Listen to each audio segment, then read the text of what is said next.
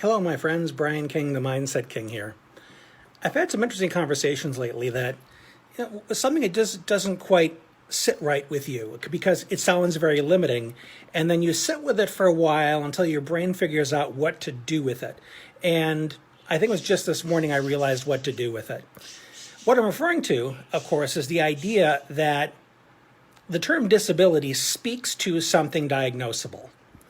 Somebody is paralyzed, somebody has cerebral palsy, somebody has MS, something like that, fibromyalgia, whatever you want to call it. And I spoke to somebody yesterday with many, many chronic illnesses, and she's very physically challenged with her fatigue and her pain and nausea and headaches and all kinds of stuff that just keeps her on the couch a lot.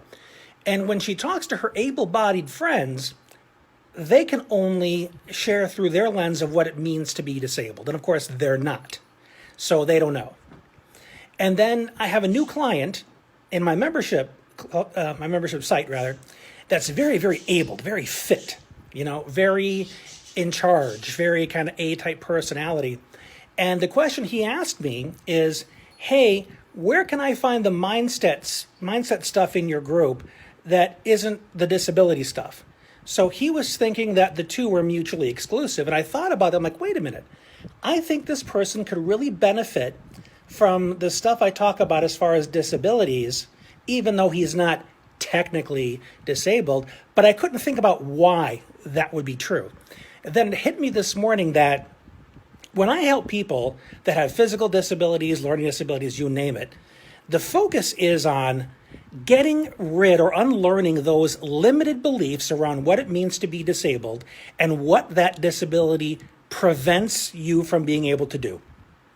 What options are now denied you because of your disability. So it all comes down to breaking free of that limited thinking and getting back to being resourceful. So you realize that, hey, my job here is to not give up or accept these limitations. My job is to ask myself, what do I truly want?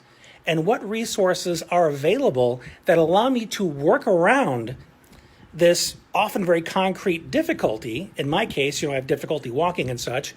So I use either a cane, a walker, or a wheelchair. Now, I could have just said, well, I can't walk. I'm just going to be in bed for the rest of my life. Or I could say to myself, I want to be able to explore the world. I want to go out and do things with my spouse and my kids. What resources do I need to acquire to be able to accomplish that goal? So whether you think you're disabled or whether you're not, when you realize that at the foundation of life is that ongoing effort to identify our limiting beliefs, how they hold us back, how they paralyze us, and how do we unlearn those beliefs. And because I go so heavy on that subject, when I talk to people with physical disabilities, learning disabilities, things like ADHD, Asperger's, dyslexia, I would think somebody who doesn't have something diagnosable could still benefit from that conversation because of how heavily it addresses what you're thinking is possible for you versus what you've decided is not. So there is a lot to learn from people that have challenges. There are people out there that I've seen, people like Sean Stevenson, Barton Cutter, a gentleman whose name I'm having a hard time recalling and pronouncing. He was born with no arms and no legs and is a very accomplished speaker around the globe.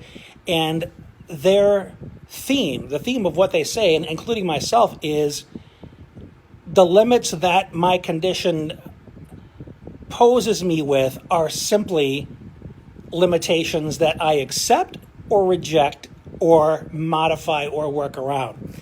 So when you see me talking a lot about disabilities and living with disabilities and stuff, just remember, it's about you. It's for you.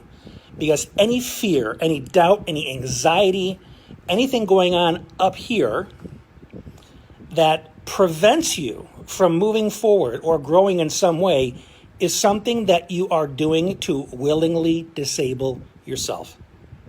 So that's my 2 cents on that. Hopefully it's been helpful. Think about 3 or more people that you know that could benefit from this message, and please share it with them. And until next time, this has been Brian. Thanks for being you.